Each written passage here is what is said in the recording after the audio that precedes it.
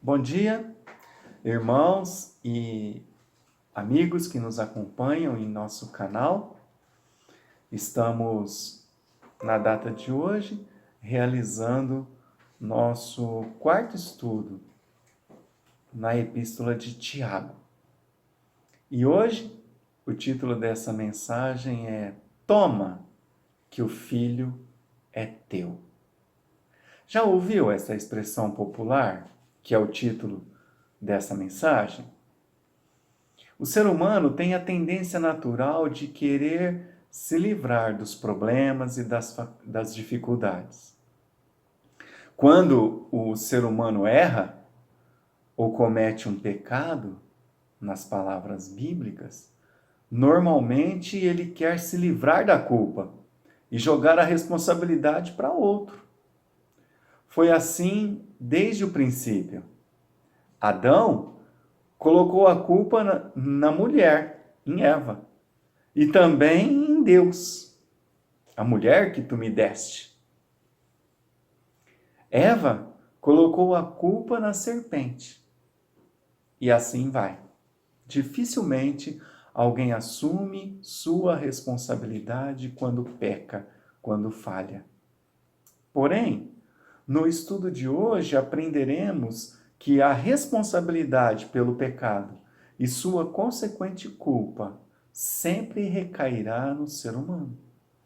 Vejam o texto de Tiago, capítulo 1, dos versículos 13 a 15.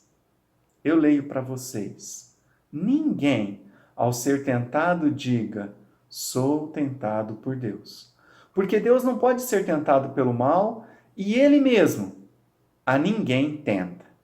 Ao contrário, cada um é tentado pela sua própria cobiça, quando esta o atrai e seduz. Então, a cobiça, depois de haver concebido, dá à luz ao pecado, e o pecado, uma vez consumado, gera a morte. Uma rápida revisão em nosso estudo de Tiago. Primeiro estudo, vimos que Deus permite as provações na vida de seus filhos para o nosso crescimento espiritual, para que possamos nos tornar perseverantes em confiar no Senhor Jesus Cristo. Depois aprendemos sobre as ferramentas adequadas para passarmos pelos sofrimentos e provações da vida. Sabedoria e fé. E também nessa oportunidade analisamos que o maior erro na hora da provação é ser inconstante. Uma pessoa de dupla fé, duplo ânimo. Isso é o maior erro. No último estudo, aprendemos que a pobreza, uma forma de provação,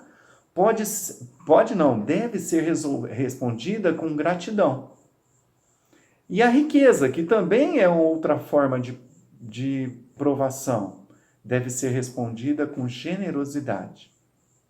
Porque os aprovados serão os que perseveram amando a Deus, e são estes que receberão o prêmio da vida eterna. No dia de hoje, a minha tese é a seguinte: o ser humano é culpado pelo pecado que comete e será devidamente responsabilizado por Deus. Por que o ser humano será responsabilizado por Deus?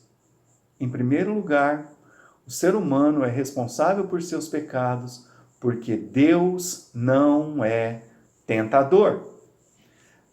Eu leio de novo Tiago 1,13. Vejam só e nós vamos examinar esse versículo bem de perto. Ninguém, ao ser tentado, diga, sou tentado por Deus. Porque Deus não pode ser tentado pelo mal e Ele mesmo a ninguém tenta. A palavra grega, peirasmos, que até agora nós vimos no texto anterior traduzida por provação, ela também pode ser traduzida por tentação, dependendo do contexto. Talvez você que me ouve pode achar estranho isso e até duvidar do que eu vou dizer, mas é comum. Palavras, até no português, terem outros significados. Querem ver um exemplo? A palavra tronco, você conhece muito bem e talvez agora você pensou em um dos seus significados. Mas vai depender do contexto. Na botânica, é um pedaço da árvore. Na criminalística, tronco é um instrumento de tortura. Na anatomia, tronco é a parte de um corpo humano. Na informática, é uma parte da rede de telecomunicações que levam as informações. Na genealogia, tronco é a origem de uma família. Na geometria, parte de um sólido geométrico. Entre outros significados desta palavra tronco. Isso para você ver que peirasmos pode sim ser traduzida por provação ou tentação. A diferença entre tentação e provação, nós já estudamos sobre provação e aprendemos que é o sofrimento usado por Deus para nos fazer crescer espiritualmente, para nos transformar à imagem do Senhor Jesus Cristo, seu Filho unigênito, para gerar em nós perseverança, fé, para que nós alcancemos a estatura espiritual de Cristo, como Paulo diz lá em Efésios, capítulo 4. Como exemplo, os meus alunos de seminário sabem disso. A prova de grego do pastor André é uma provação na sua vida. Mas, veja, o alvo de Deus é aprovar e dar vida. Já a tentação é muito diferente. Ela vem do pecado humano, do diabo e do mundo. O objetivo da tentação é reprovar, derrubar, destruir o cristão. A palavra tentação carrega a ideia de seduzir o pecado. Em nossa peregrinação neste mundo, vai aparecer muitas possibilidades de seguir o caminho mais fácil, mais atraente e mais prazeroso, mas ao mesmo tempo o caminho errado, o caminho do pecado. Compete a cada pessoa a fazer uma escolha, decidir obedecer a Deus ou seguir o mal e praticar o pecado. Ter como líder o Senhor Jesus Cristo ou o príncipe deste mundo. Essa é a sua decisão, sempre. Existia a doutrina judia, na época de Tiago, do impulso do mal, na qual alguns judeus argumentavam que após a criação, Deus criou também o impulso do mal, fazendo assim Deus o responsável pelo pecado. Como sempre, o homem tentando dar um jeitinho, se livrar da culpa e da responsabilidade. É assim que o ser humano tenta se livrar da culpa. Em última análise, joga a culpa de seu pecado em Deus, para assim se auto-justificar. Tiago, inspirado por Deus, irmãos, refuta totalmente esta ideia. Deus não pode ser tentado pelo mal. Ou seja, Deus não é vulnerável ao pecado. Ele não é suscetível a cometer um erro, um pecado. Ele não jamais mudará para fazer o mal. E ele mesmo a ninguém tenta. Ele não faz e também não é o causador, o provocador do mal, do pecado. Ao contrário disso, Deus é santo. O Criador é completamente separado de toda forma do mal. Deus não criou o mal, Deus não é responsável pelo mal. Antes, Deus é benigno em todo o seu ser. Este é um dos seus atributos.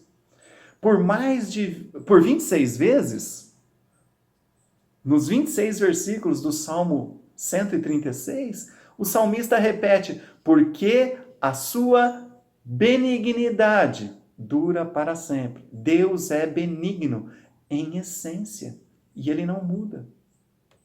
Outro atributo de Deus, muitas vezes esquecido pelos homens, é a sua justiça.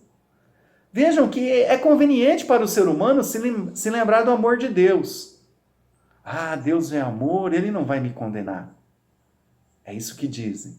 No entanto, os pecadores fazem questão de esquecer que o Criador também é justo. Vejam algumas referências da palavra de Deus sobre este atributo de Deus, a justiça. O salmista, no capítulo 11, versículo 7, ele diz assim: porque o Senhor é justo e ama a justiça, e o seu rosto olha para os retos. Salmos 89, 14, o texto inspirado diz assim: justiça e juízo são a base do teu trono. Misericórdia e verdade irão adiante do teu rosto. Também, diante de Moisés, Deus se revelou como justo. Está lá em Êxodo 34, 6 e 7, num texto que pessoas que não conhecem a obra de Deus, da cruz, do Senhor Jesus, talvez não entendam como alguém pode ser misericordioso e justo ao mesmo tempo. Mas é isso que o texto fala, e aqui há uma aparente contradição. Mas não é nada na Bíblia se contradiz. Veja só o texto. Passando, pois, o Senhor perante ele, perante Moisés, clamou: o Senhor Deus, misericordioso e piedoso, tardio em irar-se e grande em beneficência e verdade, que guarda a beneficência em milhares e que perdoa a iniquidade e a transgressão e o pecado, que ao culpado não tem por inocente. Olha o texto aqui da justiça de Deus. Que ao culpado não tem por inocente. Que visita a iniquidade dos pais sobre os filhos e sobre os filhos dos filhos até a terceira e quarta geração. Como assim? Deus perdoa, mas Deus não tem o culpado por inocente. Veja o que eu disse, a aparente contradição. Deus é justo. A consequência de Deus ser justo é que o culpado será responsabilizado. E em Cristo, quando Deus morreu naquela cruz, o Deus que é amor também é justiça, porque ele fez tudo para o homem ter o perdão dos seus pecados e ser perdoado. E o homem é condenado por suas próprias pernas. Deus não vai deixar para lá o pecador sujo por seus pecados. Deus não vai fechar os olhos e permitir um pecador entrar contaminado com seu pecado na sua casa, que é totalmente pura e isenta do mal, no céu. Ele não vai. A justiça de Deus impede ele de passar a mão na cabeça do pecador. Todo pecado tem que ser pago para a pessoa não receber a ira de Deus, para a pessoa ter paz com Deus. E como nós sabemos, água e sabão não lava o pecado do coração humano. Ouro ou prata não compram Deus. Pedro, inspirado por Deus, deu a receita para o pagamento do pecado humano, para você se ver livre de seu pecado, para você ser lavado. A resposta é o sangue de Jesus Cristo, mas vamos ver isso na palavra de Deus, em 1 Pedro 1, 18 e 19. Sabendo que não foi com coisas corruptíveis, como prata ou ouro, que fostes resgatados da vossa vã maneira de viver, que por tradição recebestes dos vossos pais, mas com o precioso sangue de Cristo, como de um cordeiro, imaculado e incontaminado. O sangue do Senhor Jesus Cristo, derramado naquela cruz, em favor da humanidade, pode efetivamente te livrar de seus pecados, você que me ouve. Como, pastor? Como que isso acontece? Como que o sangue de Cristo se torna eficiente em minha vida? A obra do Senhor Jesus Cristo, meus amados, ela tem poder para salvar, para limpar o pecado, para fazer a obra de Deus em todas as pessoas deste mundo. Mas ela é eficiente apenas daqueles que creem, que depositam fé, que se arrependem dos seus pecados e se convertem a Jesus Cristo. É assim que o homem é livre da sua culpa e dos seus pecados. Então decida, neste dia, Eu confiarei na obra de Jesus Cristo, na cruz, para a redenção dos meus pecados. Vejam que o homem é responsável diante de Deus, porque Deus não é tentador, e eu vou mostrar para você agora, porque o ser humano é pecador, ele é responsável. Ouçam o versículo 14 de Tiago, capítulo 1.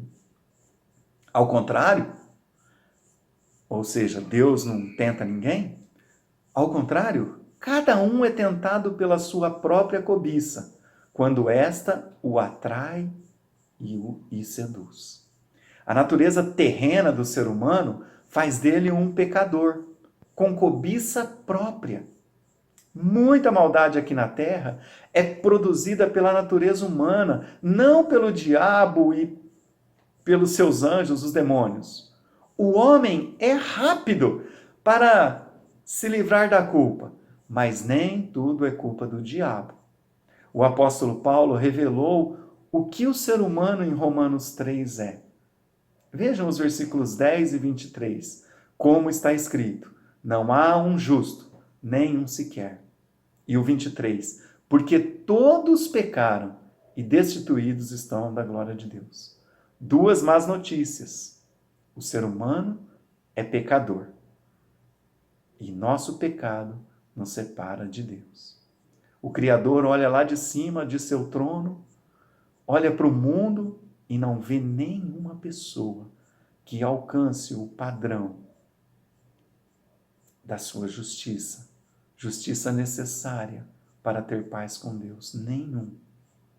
Mas a obra de Cristo pode nos justificar. O mundo enche a boca para dizer que todos são filhos de Deus. Engano. Todos são criaturas de Deus. Filhos são aqueles que se convertem a Jesus Cristo, como explicou João no capítulo 1 e versículo 12 do Evangelho. Mas a todos quantos o receberam a Jesus, deu-lhes o poder, estou enfatizando, poder de serem feitos filhos de Deus, aos que creem no seu nome. Quem recebe a Jesus Cristo como seu único Senhor e suficiente Salvador, tem o poder de se tornar filho de Deus. Então, qualquer ser humano aqui neste mundo, ele não nasce filho de Deus. Ele é criatura de Deus. Mas Deus providenciou tudo para que ele possa se tornar filho. E Deus quer que todos os homens sejam salvos. 1 Timóteo 2,4. Essa é a vontade de Deus. Se a sua teologia nega que Deus deseja, anseia, ama a salvação dos homens, a sua teologia está em contraste com a Bíblia. Pense nisso. 1 Timóteo 2,4. Mas eu disse receber Jesus Cristo como o único Senhor. Isso significa que não é Jesus mais Maria que vai te salvar. Deus não divide a sua glória com ninguém, com o ser humano. Jesus tem que ser seu suficiente Salvador. Ou seja, somente Jesus, somente o Evangelho, somente a cruz, somente o sangue de Cristo. Não é necessário Jesus e mais as obras, por exemplo, ou Jesus e mais o sábado, ou Jesus e qualquer outra coisa. Jesus é suficiente Salvador. Essa é a fé necessária para alguém se tornar filho de Deus. As obras são consequência de uma fé verdadeira. A fé viva gera em obras, obras boas, obras de adoração, obras para glorificar o Senhor. Continuando o texto de Tiago, a gente observa que cada homem tem a sua própria cobiça. Este é o forte desejo do ser humano satisfazer seus impulsos carnais. São os desejos para satisfazer a vontade pecaminosa da carne, dos olhos, da soberba da vida.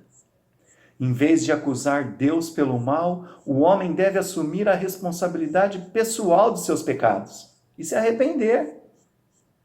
Como a cobiça é própria, nas palavras de Tiago, isso significa que cada ser humano tem uma cobiça individual, diferente para cada pessoa. Enquanto um é mais tentado a cometer pecados relacionados à prostituição, outra pessoa é mais fácil de cair devido ao orgulho, ou então ser seduzido pelas riquezas e assim por diante. A cobiça é própria, cada um tem um lado mais fraco, mais facilidade de cair. Tiago usa também nesse texto uma figura de linguagem, aqui uma metáfora. Ele usa duas palavras usadas para caça e pesca. A cobiça o atrai.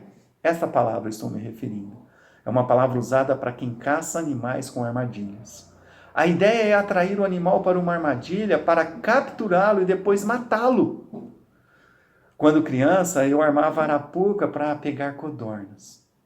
E jogava alguns grãos de milho para atrair as aves embaixo da armadilha. Da mesma forma, a cobiça é a arapuca para o ser humano ser aprisionado. Tiago diz também que a cobiça seduz o homem.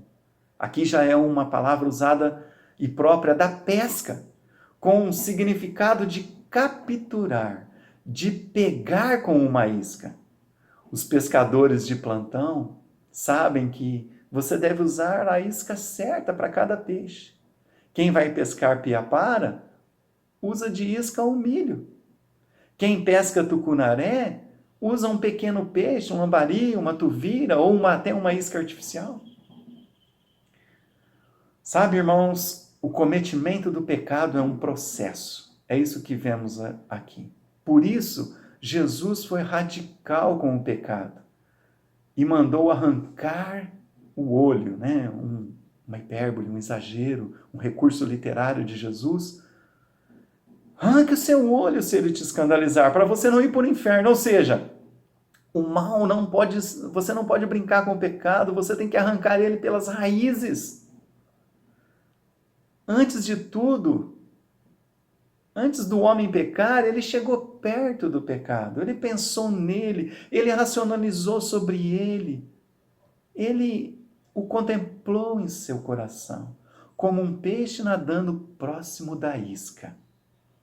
Note que antes de morder a isca, o peixe nada ao seu redor. Nesse momento ele não foi fisgado. Da mesma forma, o ser humano pode se refugiar em Jesus Cristo e em sua palavra quando está sendo tentado. Não brinque com o pecado. Siga o conselho de Jesus. Siga o exemplo de José, que diante da tentação da mulher de Potifar, saiu correndo, fugiu, deixando até a sua túnica para trás. É assim que devemos tratar com a tentação.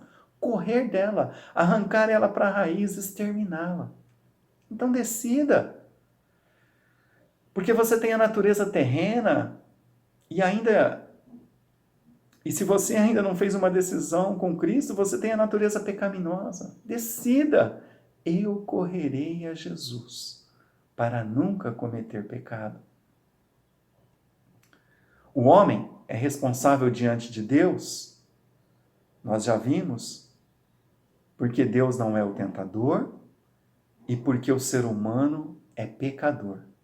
Agora, em último lugar, nesta manhã, eu quero mostrar para você que o homem é responsável perante de Deus, porque a cobiça gera o terror.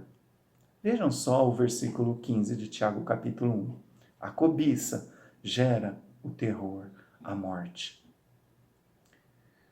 Tiago 1,15 revela um filho matando o seu pai. Vamos ao texto. Então, a cobiça, depois de haver concebido, ou seja, engravidado, dá à luz o pecado. E o pecado, uma vez consumado, gera a morte. Ocorre uma união íntima entre o homem e a sua mulher preferida, que o atraiu e o seduziu. A cobiça. Note a personificação da tentação feita por Tiago aqui. A tentação aqui, com o nome de cobiça, se tornou uma mulher, uma pessoa. Então o homem atraído e seduzido engravida a cobiça. O ser humano engravida essa mulher quando diz sim ao pecado e pratica o pecado, seja ele qual for. Está entendendo a figura de linguagem? A união íntima do homem com a cobiça gera um filho.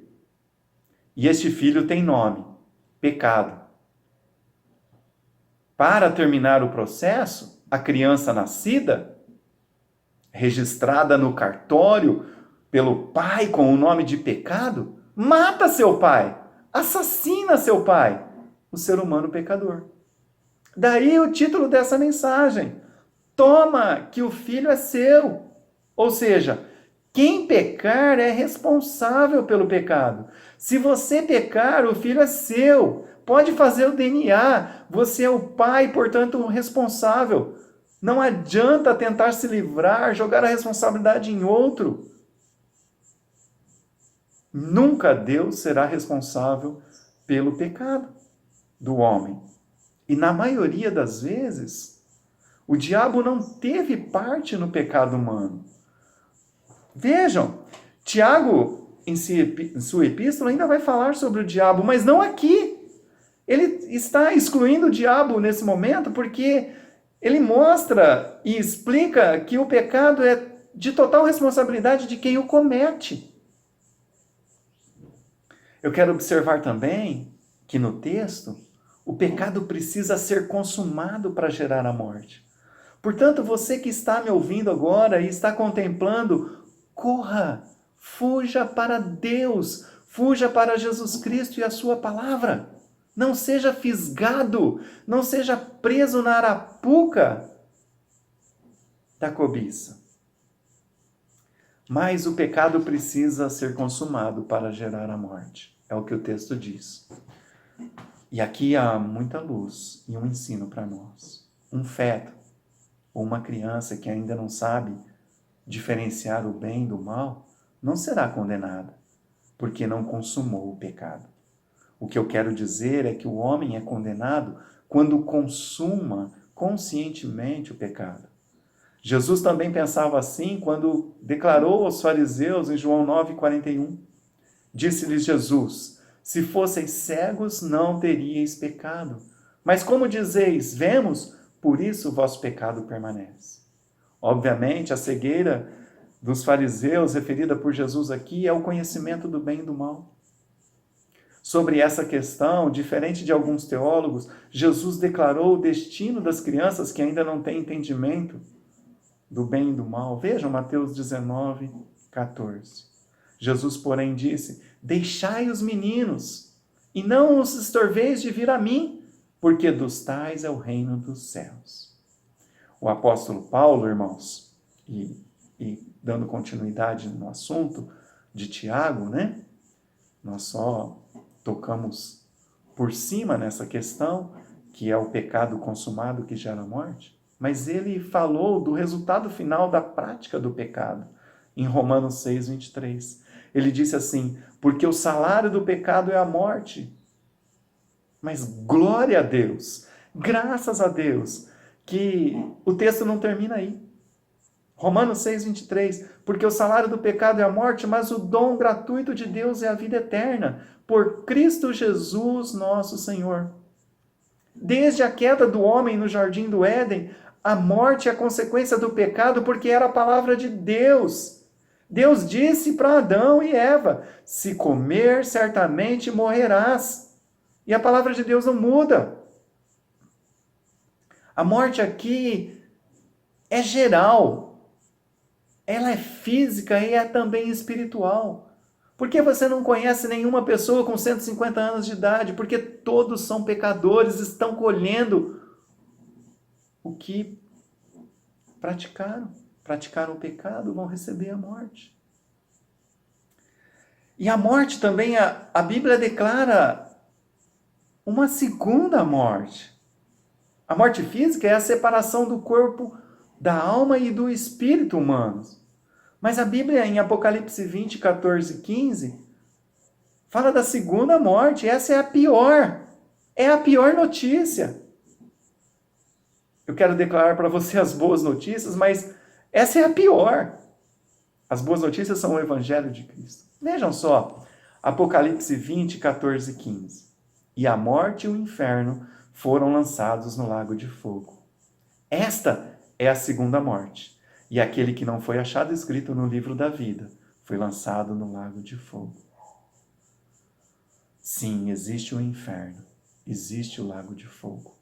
E todo homem sujo com seus pecados vai ser lançado lá, no julgamento final.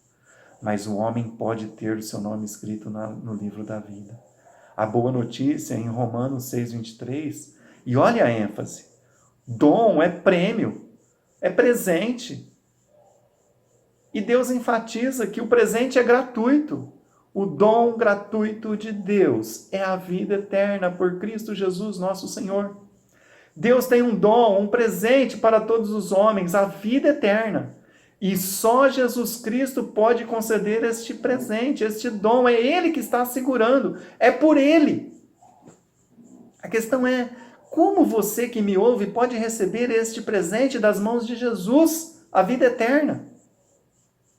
Eu vou usar o texto de Paulo em Romanos 10, capítulo 9, versículo 9 e 13, para te explicar isso. Vejam o texto.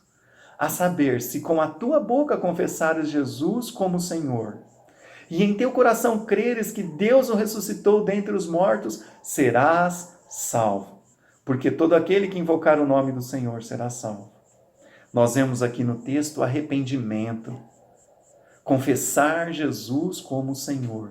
Confessar verdadeiramente. Isso significa seguir outro líder, se converter, dar uma volta, um giro de 180 graus e parar de seguir o mundo, o príncipe deste mundo, se converter a Jesus Cristo e seguir o Senhor. E ele se torna então o Senhor da sua vida. Isso é arrependimento. Mas é necessário fé, fé de todo o coração, crer no Evangelho, que a morte do Senhor Jesus Cristo na cruz teve um propósito. Ela é substitutiva. Ele morreu em seu lugar. Ele morreu para pagar os seus pecados. Mas Jesus não está morto. Ele ressuscitou. O Pai ressuscitou porque Ele era todo santo e é todo santo. E porque Ele vive, pode salvar perfeitamente os que a Ele invocaram. Se nesta manhã, se nesse momento que você me ouve, no local em que você está, você clamar a Deus, invocar a Deus, se arrepender dos seus pecados e crer do todo o coração em Jesus Cristo e clamar a Ele, invocar a Ele, Jesus, salva-me de meus pecados, não permita eu ir para o inferno. A Bíblia diz, todo aquele que invocar o nome do Senhor será salvo. Jesus quer te salvar. Invoque a Jesus para ser salvo de seus pecados. Eu concluo. Nós vimos que Deus não é tentador. Por isso o homem é responsável por seus pecados. Decida então confiar em Jesus para a redenção de seus pecados. Nós vimos que o ser humano, sem exceção, é pecador. Então decida, eu correrei a Jesus para não cometer mais pecados. E acabamos de ver que a cobiça gera o terror. Então, decida invocar a Jesus Cristo para ser salvo de seus pecados e não ser condenado na segunda morte. É a minha oração, o meu desejo e o desejo de Deus também, para você que me ouve. Deus o abençoe. Que essa palavra possa salvar, possa transformar, possa santificar a sua vida. No nome de Jesus Cristo, para a honra e glória dele. Deus abençoe você que quis ouvir Deus nesta manhã.